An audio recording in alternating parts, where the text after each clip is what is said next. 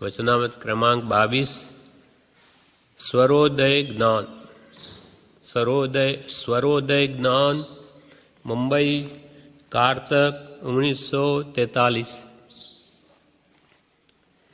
કૃપાલદેવે ચિદાનંદજી મહારાજે આ લખ્યું છે. સ્વરોદય જ્ઞાન નામનું પુસ્તક છપાયેલું છે. તેમાં તે વિશે પોતે કૃપાલદેવ લખે છે, સ્વરોદય જ્ઞાન. આ ગ્રંથ સ્વરોદય જ્ઞાન વાંચનારના કરકમળમાં મૂકતા તે વિશે કેટલીક પ્રસ્તાવના કરવી યોગ્ય છે એમ ગણી તેવી પ્રવૃત્તિ કરું છું.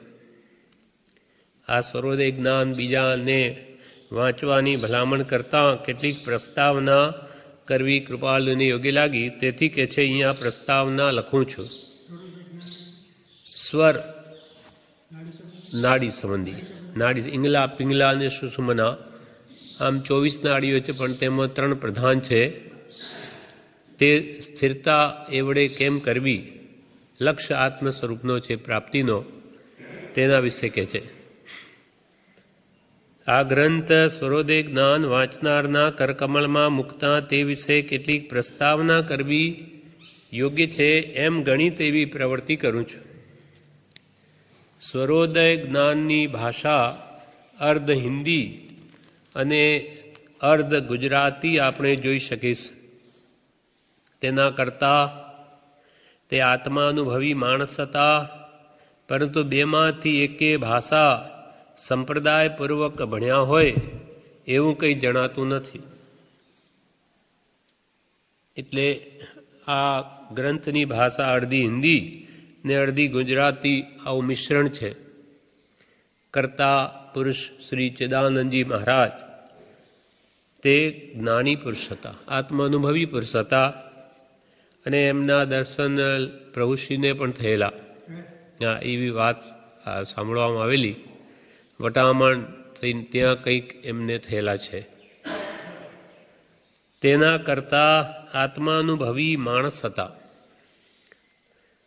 પરંતુ બેમાંથી એકે ભાષા કંઈ પદ્ધતિસર હોય એવું નથી. સંપ્રદાયપૂર્વક ભણ્યા હોય એવું કંઈ જણાતું નથી. એથી એમની આત્મશક્તિ કે યોગ દશાને કંઈ બાધા નથી કે ભાઈ ભાષાનું જ્ઞાન પૂરું હોય તો જ જ્ઞાન થાય, એવું કંઈ નથી. ભલેને બરાબર બોલતા ના આવડતું હોય પણ જ્ઞાન થઈ શકે છે. એટલે આવું કોઈ ભાષા સંબંધી જ્ઞાન કે વ્યાકરણ સંબંધી જ્ઞાન ન હોય તો પણ આત્મજ્ઞાન થઈ શકે છે. પરંતુ બેમાંથી એકે ભાષા સંપ્રદાયપૂર્વક ભણ્યા હોય એવું કંઈ જણાતું નથી. એથી એમની આત્મશક્તિ કે યોગ દશાને કંઈ બાધા નથી. કૃપાલ ભલે ભાષા સંબંધી જ્ઞાન વિધિસર પદ્ધતિસર વ્યાકરણ કે અલંકાર સહિત ન હોય, તેથી એમની આત્મશક્તિ ઉજ્જવળ થવામાં કંઈ બાધા નથી. યોગ શક્તિ, યોગ દશા, અષ્ટાંગ યોગ, ધ્યાન ધારણા વગેરે એ આરાધનામાં કંઈ બાદ નથી. એના વિશે કૃપાલદેવને એકવાર ગાંધીજીએ પ્રશ્ન પૂછ્યો 430માં પત્રમાં, 530 પત્રમાં 430નું પાનું છે. એમાં જણાવે છે,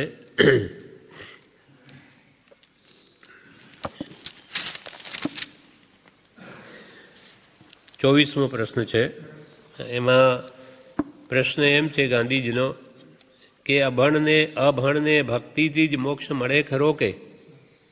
અભણ છે, મને જેને વાંચતા પણ ના આવડતું હોય તો તેને મોક્ષ મળે ખરો કે? ઉત્તરમાં કૃપાલદેવે લખ્યું, ભક્તિ જ્ઞાનનો હેતુ છે, જ્ઞાન મોક્ષનો હેતુ છે.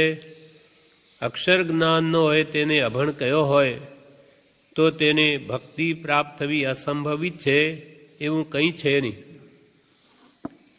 કે ભક્તિ, પહેલી ભક્તિ જોઈએ. ભક્તિ વિના જ્ઞાન શૂન્ય છે. જ્ઞાન ગમે એટલું હોય પણ ભક્તિ ન હોય તો શૂન્ય, મીંડું. અને ભક્તિ હોય પણ વિશેષ ક્ષોભમ ન હોય તો ચાલે, પણ ગમે એટલો સક્ષમ હોય પણ ભગવાન પ્રત્યે પ્રેમ ન હોય ગુણોમાં તો એ કંઈ કામ ના આવે. એટલે ભક્તિ એ જ્ઞાનનો હેતુ છે. ભગવાન પ્રત્યે પ્રેમ છે, ભક્તિ છે, તો એને જ્ઞાનનું જ કારણ છે, અને જ્ઞાન તે મોક્ષનો હેતુ છે. અક્ષર જ્ઞાન ન હોય તેને અભણ કયો હોય તો તેને ભક્તિ પ્રાપ્ત થવી કે અસંભવિત નથી. ભલે ને એને વિશેષ સક્ષમ ન હોય પણ ભગવાન પ્રત્યે અત્યંત પ્રેમ હોય તો એને ભક્તિ પ્રાપ્ત થવી અસંભવિત નથી. કેમ કે જીવ માત્ર જ્ઞાન સ્વભાવી છે. પ્રત્યેક જીવનો સ્વભાવ જ જ્ઞાનમય છે. જ્ઞાનથી રહિત કોઈ જીવ નથી. ભક્તિના વડે જ્ઞાન નિર્મળ થાય છે. ભક્તિ છે ભલે સક્ષમ નથી પણ એ ભક્તિના વડે એનું જ્ઞાન નિર્મળ થાય છે, અને નિર્મળ જ્ઞાન મોક્ષનો હેતુ થાય છે. આ પ્રમાણે ભલેને અભણ હોય પણ એને જો શ્રદ્ધા થઈ ગઈ ભગવાનના વચનોમાં તો એને આત્મજ્ઞાન જરૂર થઈ શકે છે. આ એ પરંતુ બેમાંથી એકે ભાષા એ ભણ્યા હોય એવું જણાતું નથી. એથી એમની આત્મશક્તિ કે યોગ દશાને કંઈ બાધા નથી. તેમ ભાષા જ્ઞાની થવાની તેમની કંઈ ઈચ્છા પણ રહી હોય એમ નહીં હોવાથી પોતાને જે કંઈ અનુભવ ગમ્ય થયું છે તેમાંનો લોકોને મર્યાદાપૂર્વક કંઈ પણ બોધ જણાવી દેવો એ તેમની જિજ્ઞાસાથી આ ગ્રંથની ઉત્પત્તિ છે. કે હું ભાષાના સુંદર વાક્યની એવી રચના કરું કે લોકોને પણ લાગે કે હો શું લખ્યું છે, એવા મહાત્માઓનો લક્ષ ન હોય. એમને તો એ જીવો કેમ સરળતાથી સમજી શકે. પછી એમની ભાષા અને એમને કહેલા સમજવા માટે પાછા ડિક્શનરી કે જોડની કોષ જોવા પડે એવું જ્ઞાની પુરુષો ન કરે. એમને કંઈ બતાવવું નથી પોતાનું જ્ઞાન, પણ જીવોનું કલ્યાણ કેમ થાય તેમ ભાષા શાસ્ત્રી થવાની તેમની કંઈ ઈચ્છા પણ રહી હોય એમ નથી.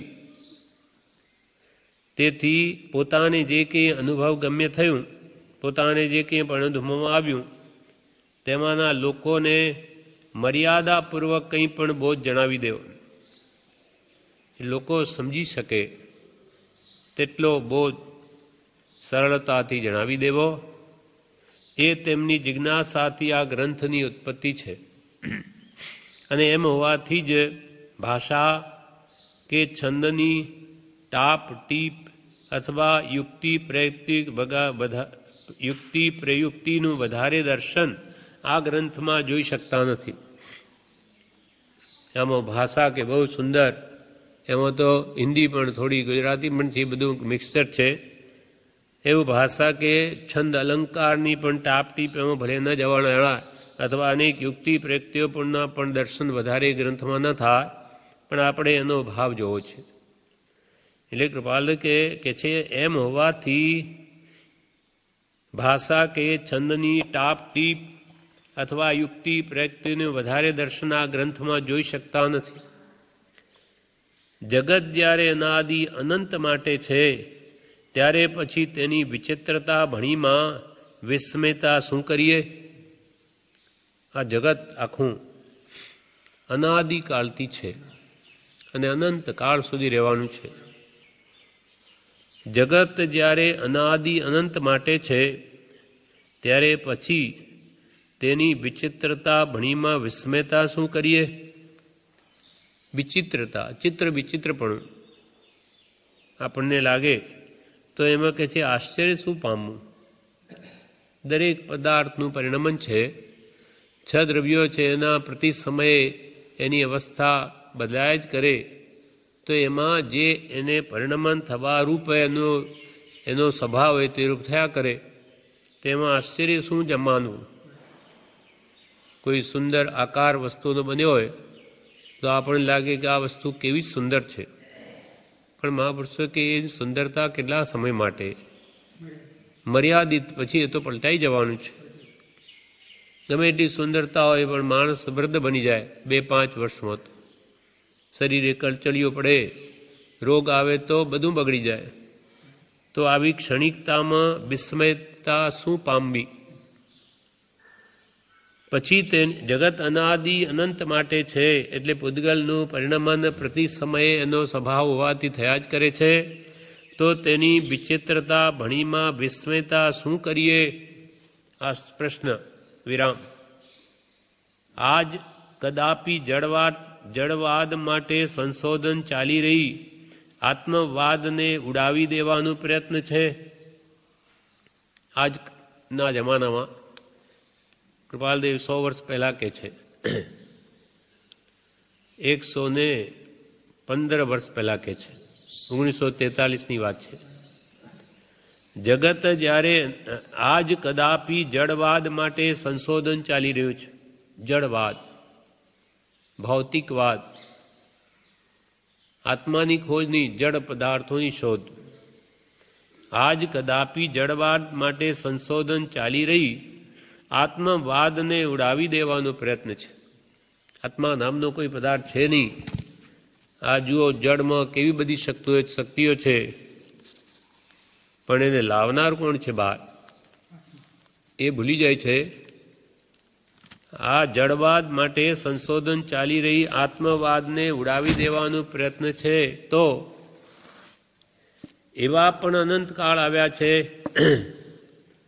કે જ્યાં આત્મવાદનું પ્રાધાન્યપણું હતું.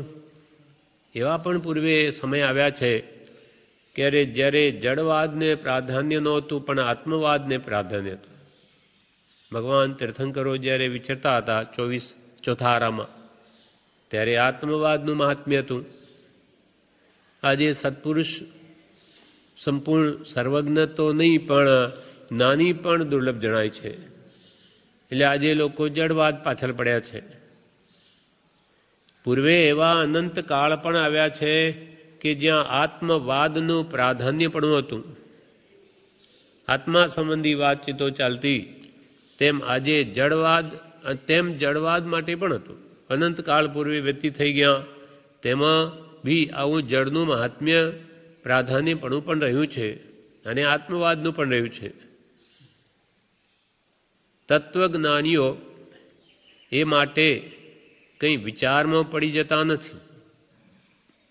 તત્વવાદીઓ, જેને વાસ્તવિક તત્વ સંબંધી જ્ઞાન છે, જડ ચેતન સંબંધી, કે આ જડ કહેવાય, આ ચેતન કહેવાય, એ એવો વિવેક જેને પ્રગટ છે, એવા તત્વજ્ઞાનીઓ એ માટે કંઈ વિચારમાં પડી જતા નથી. કારણ કે જગતની એવી સ્થિતિ છે, ત્યાં વિકલ્પથી આત્માને દુખવો કાં?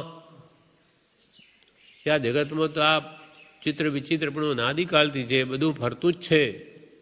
તો તેમાં એ વિચારવાન પુરુષો એ આવા નિમિત્તોથી પોતાના આત્માને રાગદ્વેષના ભાવો કરી અને દુઃખી કરતા નથી. તત્વજ્ઞાનીઓ એ માટે કંઈ વિચારમાં પડી જતા નથી, કારણ જગતની એવી સ્થિતિ જ છે. સારું ખોટું, સારું નરસું અથવા સડન પડન વિધ્વંસન, પદાર્થની ઉત્પત્તિ પછી સડી જાય, પડી જાય, વિધ્વંસ નાશ પામે, એટલે પર્યાય નાશ પામે, ફરી બીજી પર્યાય ઉત્પન્ન થાય, તો થયા જ કરે છે અનાદિથી. કેમ કે કોઈ પણ દ્રવ્યનો સર્વથા નાશ જ નથી. આત્માનો જ નહીં, જળનો પણ કોઈ કાળે નાશ નથી. એટલે આપણને જે કંઈ પણ દેખાય છે એ વસ્તુ આજે છે તે અનંતકાળ પહેલા પણ હતી અને આજે પણ છે. તો પછી અનંતકાળ પછી પણ રહેશે. જે છે તેનો કોઈ કાળમાં નાશ નથી અને આજે જે વિદ્યમાન નથી તે કોઈ કાળે ફરી જન્મવાની નથી. હોય તેહનો નાશ નહીં, નહીં તેહ નહીં હોય, એક સમય તે સૌ સમય, ભેદ અવસ્થા જોય. એક સમયમાં જે વસ્તુ જળ દ્રવ્ય કે ચેતન દ્રવ્ય છે તે સર્વ સમયમાં છે.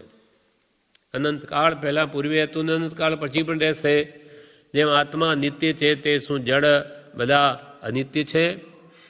અપેક્ષા એ નિત્ય છે, એની પર્યાય અનિત્ય છે, પણ એનું મૂળ દ્રવ્ય જોઈએ, પૂદગલ પરમાણુ, તે તો નિત્ય છે. એમ કોઈ પણ કાળે કોઈ પણ પદાર્થનો નાશ નથી. હોય તે નહીં હોય, એક સમયે તે સૌ સમયે. તો પછી ભેદ શાનો? તો કે ભેદ અવસ્થાનો છે. અવસ્થા એટલે પર્યાય, એની અવસ્થા બદલાઈ જાય છે. જેમ હારમાંથી એને ગાળીને કંઠી હાર તોડી નાખી, સોનાનો હાર, અને બંગડી બનાવી દીધી, તો હાર રૂપ જે આકાર હતો એ તો ગયો, બંગડી રૂપ આકાર થયો, પણ સોનું તો તેનું તે. પર્યાય બદલાઈ ગઈ, અવસ્થા બદલાઈ ગઈ. સોનું છે એ પણ ધીમે ધીમે ઘસાઈને માટીમાં ભળી જઈ એના પરમાણુઓ વિખરાઈ જશે. એ જ પરમાણુ કાલે અનાજરૂપ થઈ શકે, બીજી રૂપે થઈ શકે, પણ એ પૂતગલ પરમાણુનો તો કોઈ કાળે નાશ નથી. એટલે આ વાત સર્વદ્રવ્ય નિત્ય છે, શાશ્વત છે, એવું જેને જ્ઞાન છે એવા, અને આ બધી પૂતગલની પર્યાયો એ ક્ષણિક છે, એ જે સમજે છે એવા તત્વજ્ઞાનીઓ એમાં કે છે મોહ પામતા નથી, ને કે છે બધું નાશવંત છે, એમાં શું મોહ પામવો એમ કે છે. તત્વજ્ઞાનીઓ માટે કંઈ વિચારમાં પડી જતા નથી, કારણ કે આ ઉત્પાદ વ્યય દ્રવ્યમ સત એ તો ત્રણેય કાળથી દરેક દ્રવ્યમાં થયા જ કરે છે. કેમ કે જગતની સ્થિતિ જ એવી છે, ત્યાં વિકલ્પથી આત્માને દુખવો કાં? કોઈ વસ્તુ તૂટી ગઈ, ભાંગી ગઈ, તો એનો જેટલો એ પર્યાય રહેવા અંધો તો રહ્યો, પછી તૂટી ગઈ, કાચની હોય કે ગમે તે હોય, ફૂટી ગઈ તો ગઈ, બીજી આવશે. હવે એના માટે કે ચિંતા શોક શું કરવો? તેમાં આપણો આ દેહ પડી જશે, નવીન દેહ ધારણ કરશે આત્મા. તો આવું તો અનંતકાળથી કરતો આવ્યો છે કે આજે નવું થોડું છે, પણ એની અજ્ઞાનતાને લીધે એમ માની બેસે છે કે જાણે હું હવે મરી જાઉં છું. પણ તું અહીંયા આવ્યો હમણો જ છે, કંઈ નાદિકાલથી નથી અહીંયા આ પર્યાયમાં. તો પર્યાય એટલે અવસ્થા તો નાશ છે. એમ મનમાં જો દ્રઢ હોય કે મારો દેહ ધારણ કર્યો એટલે અવશ્ય છૂટવાનો જ, તો કોઈ દુઃખ નથી. પણ જડ ચેતન વિવેક પૂરો થાય એને જ આવું રહે કે હું આ દેહાદી જડ પદાર્થોથી સાવ ભિન્ન છું. એ જેને સંપૂર્ણ જાગૃતિ હોય, જ્ઞાન હોય, તેને કોઈ બાદ નથી. પણ એ જાગૃતિ રાખવા માટે રોજ સત્પુરુષના વચનો વાંચે, વિચારે, આત્મસિદ્ધિ બોલે ભાવથી, તો એને એમ રહે કે હું આત્મા છું, હું તો નિત્ય છું. અને આ બધી પૂતગલ પર્યાય કરતા કર્મને કારણે છે ભોગતાપણું, પણ એથી મુક્ત થઈ શકાય છે, મુક્ત થવાનો ઉપાય છે. એમ હંમેશા જાગૃતિ રહે તો એને કોઈ દુઃખ નથી. મરણ આવે તો એ ભ ન પામે, કારણ કે પૂતગલના પરમાણુઓ કે આત્માની આ પર્યાયની એવી જ રીત છે, તેમાં વિકલ્પથી આત્માને દુખવો કાં? પણ સર્વ વાસનાનો ત્યાગ કર્યા પછી જે વસ્તુનો અનુભવ થયો તે વસ્તુ શું? અર્થાત પોતે અને બીજું શું? કે પોતે તે પોતે, એ વાતનો નિર્ણય લીધો. કૃપાલદેવાએ ગ્રંથની પ્રસ્તાવના લખે છે ચિદાનંદજી મહારાજના સૂર્યોદય જ્ઞાનની. એમાં ભૂમિકા એ વાંચનારને કે પહેલાં આ બધું જાણે તો એ ગ્રંથનું રહસ્ય સમજાશે, એટલે આ પહેલાં ભૂમિકા લખે છે, પ્રસ્તાવના. પણ સર્વ વાસનાનો ત્યાગ કર્યા પછી, સર્વ પ્રકારની ઈચ્છાઓનો નાશ કર્યા પછી જે વસ્તુનો અનુભવ થયો, આત્મવસ્તુનો અનુભવ થયો, તે વસ્તુ શું? અર્થાત પોતે તે આત્મા, અને બીજું શું? તો કે પોતે તે પોતે, એ વાતનો નિર્ણય લીધો. પોતે આત્મા તે આત્મા જ, એ સિવાય બધું પર. ત્યાર પછી તો ભેદ દ્રષ્ટિ રહી નહીં, સ્વરૂપથી અભેદ થઈ ગયો. એટલે દર્શનની સમ્યકતાથી તેઓને એ સંમતિ રહી કે મોહાધીન આત્મા પોતે પોતાને ભૂલી જઈ જડપણું સ્વીકારે છે, તેમાં કંઈ આશ્ચર્ય નથી. ચિદાનંદજી મહારાજ વિશે કૃપાલદેવ કહે કે જેની સર્વ વાસનાનો ત્યાગ થયો છે, વસ્તુ આત્મવસ્તુનો સ્વભાવ જાણી લીધો છે, એટલે તેને જ પોતાનો માની નિર્ણય લીધો છે, ત્યાર પછી ભેદ દ્રષ્ટિ રહી નહીં.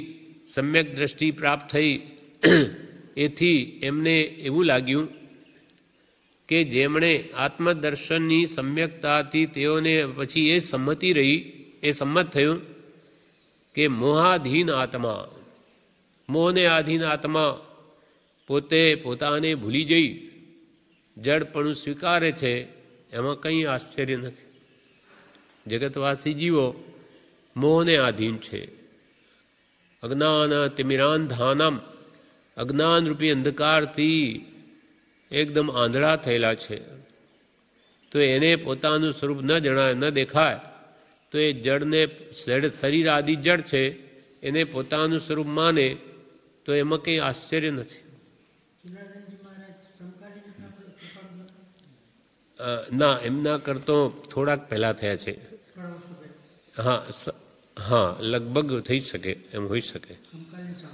કેમ કે એમ, હા, એમ વાત આવશે કે બીજા લોકો પાસે કે સાંભળ્યું છે કે એવા હતા, અને નિકટમાં થયેલા તો કે હજુ એમને જોયેલા માણસો છે, એમ કૃપાલ કે. એટલે સમકાલીન હોય પણ એમને ભેટો નહીં થયો હોય. હા, પણ એ વાત એવી જ કરશે કે હજુ પણ બીજા મનુષ્યોથી એમના મળેલા છે, જે એમના દ્વારા જાણી શકાય છે. એટલે તે સમયમાં જ લગભગ થયા, 5-25 વર્ષ આગા પાછા હોય, અથવા તે સમય હોય પણ એમને યોગ નહીં થયો હોય, બેઠો નહીં થયો હોય. ચિદાનંદજી મહારાજને કંઈ કાર્તિક પૂર્ણિમાનો જન્મ છે, અને કૃપાલદેવનો પણ કાર્તિક પૂર્ણિમાનો જન્મ છે. એ જ ચિદાનંદજી પેલી જે વાત આવે છે, શેઠિયાઓ ઘણી શોધખોળ કરી, એમનું નામ સાંભળી અને કેટલી મહેનતે તો જઈ પહોંચ્યા, જંગલમાં જાય રહે ત્યાં. એટલે કે હવે મહારાજ ઘણી ખૂબ આપની તો શોધ કરી, હવે આજે આપ મળી આવ્યા છો, બસ હવે કે આજે ખૂબ અમને બોધ આપો, તરવોળ કરી દો. ત્યારે ચિદાનંદજી મહારાજ તો અહીંયા કહ્યું એમ કોઈ પદાર્થનું આશ્ચર્ય નથી, અજ્ઞાની છે, અનુભવ નથી, એટલે વિચારો એમ કે જ. પણ એ જાણે છે કે એ જીવોમાં કેટલી અસર થવાની છે, એટલે મહાત્માઓ વિશે સમય બગાડતા નથી. એટલો ઉપદેશની માંગણી કરી તો એટલું જ કહી દીધું કે રાગ દ્વેષ કરો નહીં, જાઓ. એ કે શું જાઓ? મેં આટલી બધી મહેનત કરીને તમને મળ્યા છે ને તમે કે રાગ દ્વેષ કરો નહીં, જાઓ. તો કે બીજી દુકાનો ઘણી છે, તમારે વિશેષ જાણવું હોય તો ઘણું બીજા દુનિયામાં ઘણાય છે, જાઓ ત્યાં. અમારું તો એટલું જ કહેવું છે, તમારે મુક્તિ મેળવવી હોય તો રાગ દ્વેષ કરો નહીં. આપણને બધાને શું જોઈએ છે? મોક્ષ જોઈએ છે, પણ આશીર્વાદથી મળતો હોય તો જોઈએ છે. આવા મહાત્મા આશીર્વાદ આપી દે, આપણું કામ થઈ ગયું. પણ એમ તો કોઈ કાળે બનતું નથી. કૃપાલે પણ કેટલી રાગ દ્વેષ સંબંધી કેટલું બધું કહ્યું, પણ આ જીવને જાણે નવું જાણું, નવું. પછી જાણીને શું કરીશ? ખરેખર તો કરવાનું એટલું જ છે. રાગ દ્વેષ અજ્ઞાન એ મુખ્ય કર્મની ગ્રંથ, થાય નિવૃત્તિ જેહથી તે જ મોક્ષનો પંથ. મોક્ષનો માર્ગ જ આ છે. જહાં રાગ કને વળી દ્વેષ, તહાં માનો સર્વદા ક્લેશ. જ્યાં રાગ દ્વેષ છે ત્યાં તો સદા ક્લેશ જ છે. રાગ દ્વેષથી વિપરીત ઉદાસીનતા, વૈરાગ્ય ભાવ. ઉદાસીન, ક્યાંય લેપાય નહીં તે, ક્યાંય ઉદ એટલે અધર, આસીન એટલે બેસવું. ઉદાસીનતાનો જ્યાં વાસ, સકળ દુઃખનો છે ત્યાં નાશ. વૈરાગ્ય ભાવ માં જીવ આવી ગયો તો કોઈ પદાર્થ પ્રત્યે એને રુચિ રહે નહીં, ભાવ રહે નહીં, વિકલ્પ રહે નહીં, કે તો સદા સુખી. વૈરાગ્ય મેવા ભયમ, પરમ સુખનું કારણ વૈરાગ્ય છે. એ રાગ છે ત્યાં તો આગ છે, બળતરા છે. વિતરાગતામાં શાંતિ છે. કૃપાલ કે રાગ દ્વેષ રૂપી આ સંસાર રૂપી ગાડી છે, અને બે બળદ છે. જેમ ગાડીને બળદ ચડાવે ગાડું, તેમ આ રાગ દ્વેષ રૂપી બે બળદોથી આ સંસારની ગાડી ચાલે. બળદ જેમ ન હોય તો ગાડી ચાલે નહીં, તેમ રાગ દ્વેષ છોડી દો, બસ તમારો સંસાર અટકી જશે. પણ એને એટલાથી નથી જોઈતું, વિશેષ કહો. પણ મહાપુરુષો પાસે ટાઈમ નથી. એટલે એમણે તો એવું જ કહ્યું, એ જ આ ચિદાનંદજી એમના વિશે કૃપાલે કહે કે જેને આત્મા અનુભવ થયો છે એને તો પોતે પોતાનું સ્વરૂપ જેમ છે તે માની લીધું, અને તેઓને એ સંમતિ રહી સમ્યકતાથી કે મોહાધીન આત્મા, જગતના જીવો જે મોહને આધીન છે તે પોતે પોતાને ભૂલી જઈ, અનાદિકાલથી ભૂલેલો છે સ્વસ્વરૂપને, જે સ્વરૂપ સમજ્યા વિના પામ્યો દુઃખ અનંત, તે પોતે પોતાને ભૂલી જઈ જડ પણ સ્વીકારે છે, જડ એવા શરીરને પોતાનું માને છે. તેમાં કંઈ આશ્ચર્ય નથી. જેને ખબર જ નથી આત્મા શું પદાર્થ છે, તો એ અનાદિથી જે માન્યતા ચાલી આવી દેહમાં આત્મબુદ્ધિ એ જ ચાલી આવે છે, તો એમાં આશ્ચર્ય નથી. વળી તેનું સ્વીકારવું શબ્દની તકરારમાં છે. સ્વરૂપે તો જેમ છે તેમ છે, વળી તેનું સ્વીકારવું એટલે દેહ તે જ હું એવું જે આપણે સ્વીકાર્યું છે તે શબ્દની તકરાર છે. એટલે આ વિપરીત ખોટી માન્યતા છે. ખરેખર તો જેમ છે તેમ જ છે. આપણે શરીરને આત્મા માનીએ તો એ શરીર આત્મા થાય નહીં, કેમ કે આત્મા તે જ આત્મા છે. માની બેસે તેથી શું થઈ ગયું? એટલે આ બધી કે અજ્ઞાન મિથ્યાત્મની પ્રવૃત્તિ છે. તેથી અસલી પદાર્થ જેમ છે તેમાં આમાં કોઈ ફરક પડતો નથી. જેમ કે આપણને શ્રદ્ધા ન હોય તો જ્ઞાની કે ભાઈ તું આ પાપ કરી નરકમાં જઈશ, પુણ્ય બાંધી સ્વર્ગમાં જઈશ, અને પાપ અને પુણ્ય સર્વતો નાશ કરી તો મુક્તિને પામીશ. તો આપણે જો ન માનીએ કે નહીં બધી ખોટી વાત છે, કોણે જોયા દેવલોક, કોણ જી આવ્યું છે ત્યાં, કોણ નરક ક્યાં છે? એમ આજકાલના વૈજ્ઞાનિકમાં જેને વિશ્વાસ છે ભૌતિકવાદમાં એ વાત ન પણ માને, તેથી શું આ નરક ને આ સ્વર્ગ બધા મટી જાય?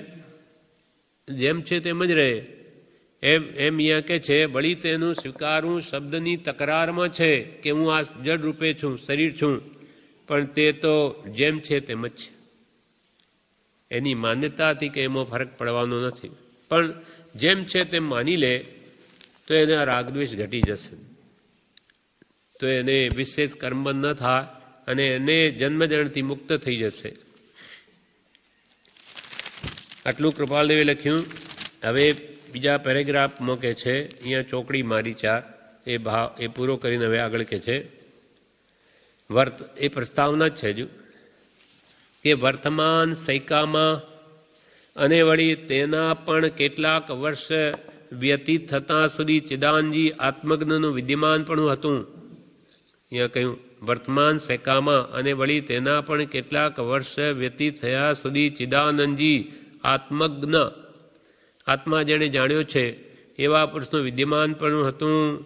ઘણો જ સમીપનો વખત હોવાથી જેમને તેમના દર્શન થયેલા, સમાગમ થયેલો અને જેઓને તેમની દશાનો અનુભવ થયેલો, તેમાંના કેટલાક પ્રતીતિવાળા મનુષ્યોથી તેમને માટે જાણી શકાયું છે.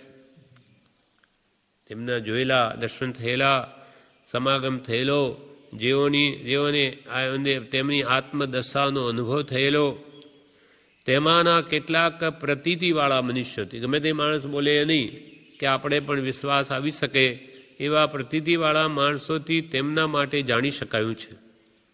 તેમ હજુ પણ તેવા મનુષ્યોથી જાણી શકાય તેવું છે. હજુ પણ કે તે માણસો છે કે જે ચિદાનંદજીને મળેલા છે તેના દ્વારા જાણી શકાય છે. જૈન, હવે એમની દશા કેવી હતી તેના વિશે કહે છે. જૈન મુનિ થયા પછી પોતાની નિર્વિકલ્પ દશા થઈ જવાથી ક્રમપૂર્વક દ્રવ્ય, ક્ષેત્ર, કાળ ભાવથી યમ નિયમ તેઓ હવે પાળી શકશે નહીં તેમ તેમને લાગ્યું. જૈન મુનિ એટલે જૈન મુનિ બની ગયા પછી પોતાની નિર્વિકલ્પ દશા આવી રીતે આરાધના કરતા થઈ ગઈ. એટલે કે આ કરીએ પછી આ ક્રિયા કરવી છે કે તે ક્રિયા કરે, એના વિકલ્પો મટી ગયા, નિર્વિકલ્પ દશા આવી ગઈ. એટલે સ્વરૂપમાં એ જ રમણતા કેમ રહે એ જ લક્ષ રહ્યો. જૈન મુનિ થયા પછી પોતાની નિર્વિકલ્પ દશા થઈ જવાથી ક્રમપૂર્વક દ્રવ્ય ક્ષેત્ર કાળ ભાવથી યમ નિયમ તેઓ હવે પાળી શકશે નહીં. ક્રમપૂર્વક 6 આવશ્યક આદિની જે મુનિની ક્રિયા છે તે હવે પાળી શકશે નહીં. એટલે દ્રવ્ય ક્ષેત્ર કાળ ભાવથી યમ નિયમ તેઓ હવે પાળી શકશે નહીં. માત્ર ઉદ્યાધીન વર્તન થઈ ગયું. અપૂર્વ શર્મા કહ્યું કૃપાલે, દ્રવ્ય ક્ષેત્રને કાળ ભાવ પ્રતિબંધવણ વિચરવો ઉદ યાધીન પણ વિતલો ભજો અપૂર્વ અવસર એવો ક્યારે આવશે. કોઈ દ્રવ્યની જેને જરૂર નથી કે આ હોય તો જ મારે ચાલે. કોઈ ક્ષેત્ર ગમે તે ક્ષેત્ર હો, ગમે તે કાળ હો, ચોમાસું હો, શિયાળું હોય, ગમે તે હોય, અથવા શુભ અશુભ ભાવના પણ નિમિત્તોમાં એ સંભાવમાં રહી શકે એવા દ્રવ્ય ક્ષેત્ર કાળ ભાવથી પણ યમ નિયમ તેઓએ પાળી શકશે નહીં. એથી પણ અપ્રતિબદ્ધ વિહારી. તેમ તેમને લાગ્યું, એવી દશા થઈ ગઈ એટલે એમને લાગ્યું કે હવે ક્રમપૂર્વક તો વર્તી નહીં શકું, તો લોકો શું માનશે કે આ તો ભ્રષ્ટ થઈ ગયા. એટલે જે પદાર્થની પ્રાપ્તિ માટે યમ નિયમનું ક્રમપૂર્વક પાલન રહ્યું છે તે વસ્તુની પ્રાપ્તિ થઈ તો પછી તે શ્રેણીએ પ્રવર્તવું અને ન પ્રવર્તવું બંને સમ છે. યમ નિયમ સંયમ પાળીને પણ આત્મ સ્વરૂપમાં સ્થિરતા કરવી છે. હવે એ જો થઈ ગઈ તો પછી યમ નિયમનું ક્યાં પ્રયોજન રહ્યું? આપણે અહીંયા ઉપર ચડીએ છીએ, પહેલાં ચડવું હોય ત્યારે પગથિયા ઉપર પગ મૂકીએ, આમ કરતાં કરતાં ઠેઠ ઉપર ચડી ગયા, પછી આપણે પગથિયાનું શું પ્રયોજન રહ્યું? ઉપર જ ચડી ગયા. તેમ જે પદાર્થની પ્રાપ્તિ માટે, આત્મ સ્વરૂપની પ્રાપ્તિ માટે, સ્થિરતા માટે, એમાં કે જ્યાં આનંદ સુખ છે, જગતની વિસ્મૃતિ અને સતના ચરણમાં રહેવું, એ પદાર્થની પ્રાપ્તિ માટે યમ નિયમનું ક્રમપૂર્વક પાલન રહ્યું છે. વિધિપૂર્વક, વિધિ સહિત પાલન. આ બધા નિયમો, મુનિ ધર્મ વગેરે પાલન ક્યાં? તે સ્વરૂપ સ્થિરતા માટે છે. પણ તે વસ્તુની પ્રાપ્તિ થઈ તો પછી તે શ્રેણીએ તે ક્રમપૂર્વક પ્રવર્તવું અને ન પ્રવર્તવું બંને સમ છે. ઉડતી જે ઊંચી દશામાં આવી ગયા પછી એ મહાત્માઓ જો આ ક્રિયા કરવી તે ક્રિયા કરવી, એમાં જે વિકલ્પમાં જો આવે તો ઉડતી એ ઉપરની દશાથી નીચે આવવા બરાબર છે. એમને એવા વિકલ્પો હોય નહીં, સહજ ઉદ્યાધીન પ્રવૃત્તિ હોય. તો પછી વસ્તુ પ્રાપ્ત થયા પછી તે શ્રેણીએ, એટલે તે ક્રમપૂર્વક પ્રવર્તવું અને ન પ્રવર્તવું બંને સમ છે. આમ તત્વજ્ઞાનીઓની માન્યતા છે. તત્વજ્ઞાની પુરુષોની તો જેને અનુભવ છે એમની આ માન્યતા છે, જેને અપ્રમત્ત ગુણસ્થાન કે રહેલો મુનિ એમ નિર્ગ્રંથ પ્રવચનમાં માનેલું છે. એવી દશા જે સ્વરૂપ રમણતા થયા પછી જે સ્વભાવમાં વિશેષ રહે, એટલે ઉદયાધીન માત્ર પ્રવૃત્તિ થઈ જાય, પછી તો અપ્રમત્ત ગુણસ્થાન કે રહેલો મુનિ એમ નિર્ગ્રંથ પ્રવચનમાં આગમમાં માનેલું છે. એમાંની સર્વોત્તમ જાતિ માટે કંઈ કહેવાઈ શકાતું નથી. જે નિરંતર આત્મામાં જ રમણતા કરે એ મહાત્મા માટે તો કંઈ કહી શકાતું નથી. પણ એકમાત્ર તેમના વચનનો મારા અનુભવ જ્ઞાનને લીધે પરિચય થતાં એમ કહેવાનું બની શક્યું છે કે તેઓ મધ્યમ અપ્રમત્ત દશામાં પ્રાય હતા. કે કેવળ નાની એકદમ ઊંચી દશા માટે નિરંતર આત્મ ધ્યાનમાં રમણતા જ કરતા હોય, ધ્યાનમાં એના વિશે તો કંઈ કહી શકાય નહીં. પણ એમના વિશે મારા અનુભવ જ્ઞાનને લીધે, પોતાની વાત કરીએ કૃપાલે, મને જે આત્મ અનુભવ છે તેના આધારે મારા અનુભવ જ્ઞાનને લીધે પરિચય થતાં, એમના વચનોનો પરિચય થતાં એમ કહેવાનું બની શક્યું છે કે તેઓ મધ્યમ અપ્રમત્ત દશામાં પ્રાય હતા. મોટે ભાગે મધ્યમ અપ્રમત્ત દશામાં રહેતા હતા. સર્વોત્તમ મધ્યમ અને કનિષ્ઠ એટલે મધ્યમ રીતે એમની પ્રમદ દશામાં સ્થિતિ હતી એમ કૃપાલ કે મારા અનુભવથી હું કહી શકું છું. વળી યમ નિયમનું પાલન ગૌણતાએ તે દશામાં આવી જાય છે. ભલે આમ કરતા ન દેખાય, પણ જ્યારે સ્વરૂપમાં મગ્નતા છે તો ત્યાં યમ નિયમનું પાલન તો છે જ, આમાં જ આવી જાય છે. વળી યમ નિયમનું પાલન ગૌણતાએ તે દશામાં આવી જાય છે. એટલે વધારે આત્માનંદ માટે તેમણે દશા માની રાખી કે જ્યાં આત્મા આનંદ અપૂર્વ છે, અનંત આનંદ વેદાય છે, એટલે એમને એ પછી યમ નિયમ બધા મૂકી દઈને સહજ રીતે મુકાય છે. એટલે આત્માનંદમાં રહેવા માટે એની દશા એમણે માની રાખી. આ કાળમાં એવી દશાએ પહોંચેલા બહુ જ થોડા મનુષ્યની પ્રાપ્તિ પણ દુર્લભ છે. આવી જે ચિદાનજી મહારાજ જે દશાએ પહોંચ્યા એ દશાએ પહોંચેલા આવા આ કાળમાં તો બહુ જ થોડા મનુષ્ય છે. ભાગ્યે જશે, બહુ જ થોડા જ મનુષ્યની પ્રાપ્તિ પણ દુર્લભ છે એમ કહ્યું. કૃપાલે કહ્યું કે આંગળીને ટેરવે ગણી લઈએ તેટલા પણ માંડ હશે. આવી કાળ સ્થિતિ થઈ ગઈ છે.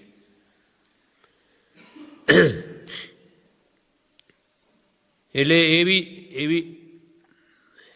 એવી દશાએ પહોંચેલા આ કાળમાં બહુ જ થોડા મનુષ્યોની પ્રાપ્તિ પણ દુર્લભ છે.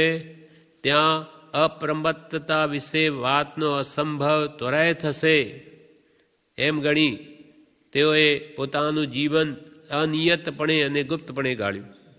હવે આટલી ઊંચી દશા ભાગ્યે જ કોઈને હોય, કોઈના જોવામાં આવે નહીં.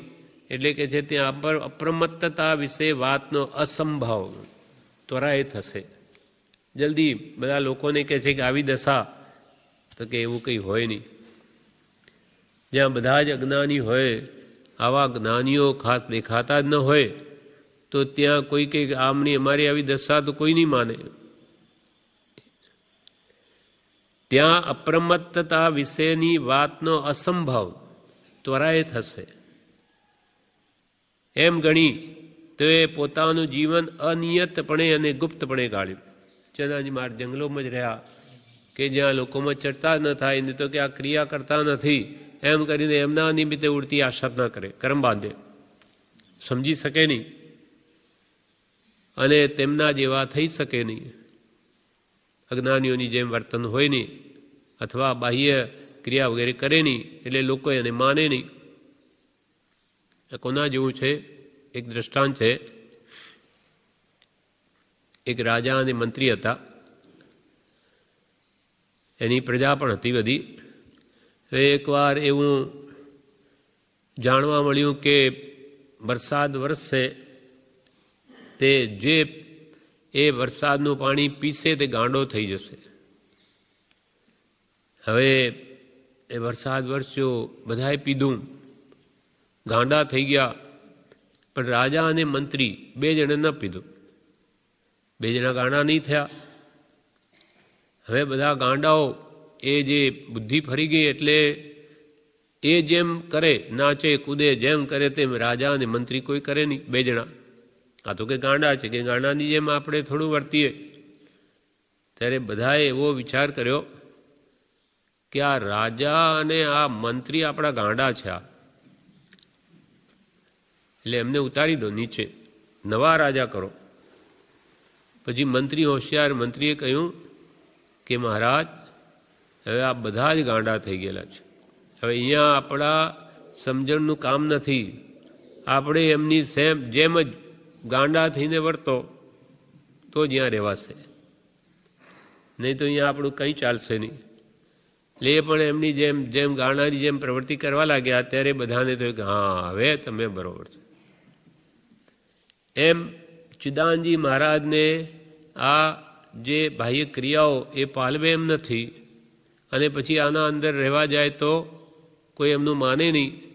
એટલે એ તો પછી અહીંયાથી દૂર થઈને જંગલમાં જ ગયા, એટલે કોઈ બાદ ના આવે.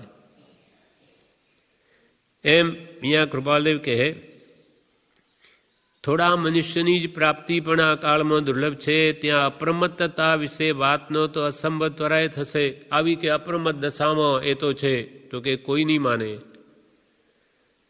એમ ગણી તેઓએ પોતાનું જીવન અનિયતપણે અને ગુપ્તપણે ગાળ્યું. અનિશ્ચિતપણે જંગલમાં ચાલ્યા ગયા અને ત્યાં ગુપ્તપણે રહ્યા.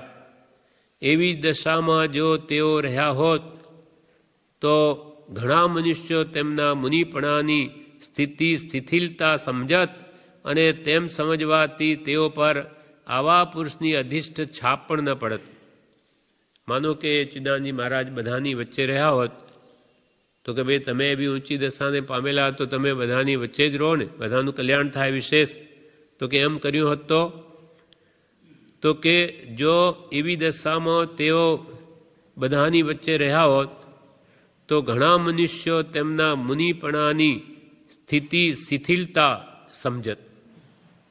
આ તો કે મુનિપણાથી પડી ગયા, શિથિલ બની ગયા. મુનિપણાની સ્થિતિ શિથિલતા સમજત અને એમ સમજવાથી તેઓ પર આવા પુરુષની અધિષ્ઠ છાપ ન પડત. એ જે ઉપદેશ આપત અને જે છાપ જ્ઞાનીઓને બીજા પાસે કરાવવું છે તે કરત જ નહીં, એમનું માનત જ નહીં. જે છાપ પાડવી તે ન પડત, કેમ કે એ તો ચારિત્રથી ભ્રષ્ટ થઈ ગયા. એમ માનત એટલે કંઈ એનો ઉપદેશ બીજાને લાગત નહીં. આવો હાર્દિક નિર્ણય હોવાથી તેઓએ એ દશા સ્વીકારી. એટલે એ જંગલમાં ચાલ્યા ગયા અને ત્યાં ગુપ્તપણે રહ્યા. કેશવ વિજયજી મહારાજે પણ આવી સ્થિતિ એમની પણ જ્ઞાન બળે સ્વરૂપમાં રમણતા વિશેષ થતા બધા એમ જ માનવા લાગે કે આ તો ચારિત્રથી પડી ગયા છે, ક્રિયા કરતા નથી. હવે એમને કોણ સમજી શકે? એટલે કે એ તો ગાંડા થઈ ગયા છે. છેલ્લે ડભોઈમાં એમને એક રૂમમાં જ ઘાલી દીધા, બંધ કરી દીધી રૂમ. હા, એટલે ત્યાં જ એ સમાધિમરણ કરે છે. એ કારણ શું બન્યું ખબર નહીં, પણ એમ વાત આવે કે એમની આવી ઉચ્ચ દશા પણ એ લોકો સમજી નહીં શક્યા. એટલે કે આ તો કંઈ ક્રિયા કરતા નથી બધું. એટલે લોકોનો ભાવ ઉતરી ગયો. શિથિલ પરિણામી માનીને એવી સ્થિતિ એમની થઈ છે. પ્રભુશ્રી પણ એવું થયું કે આવા મુનિ ગ્રસ્તને ગુરુ માને. ગ્રસ્તને ગુરુ માને એટલે કે તો ચારિત્રથી પડી ગયા છે. કંઈક સાધુ થઈને ગ્રસ્તને ગુરુ માને એટલે પ્રભુશ્રીને થયું કે આ લોકો કંઈ લાભ થાય એવો નથી આપણાથી એમને. એટલે એ પછી જૂનાગઢ ચાલ્યા ગયા. ત્યાં એકાંત સ્થાનોમાં રહી અને પોતાના આત્માની અદ્ભુત દશા વધારી. એમ લોકો એવું એની સમજી નહીં શકે એ દશાને. આ પ્રમાણે આ પ્રસ્તાવના લખી છે. હવે આગળ જે ગાથાઓ ચિદાનજી મહારાજે લખી તેનો હવે અર્થ કૃપાલદેવ સમજાવશે, જે આપણે આવતીકાલે લઈશું.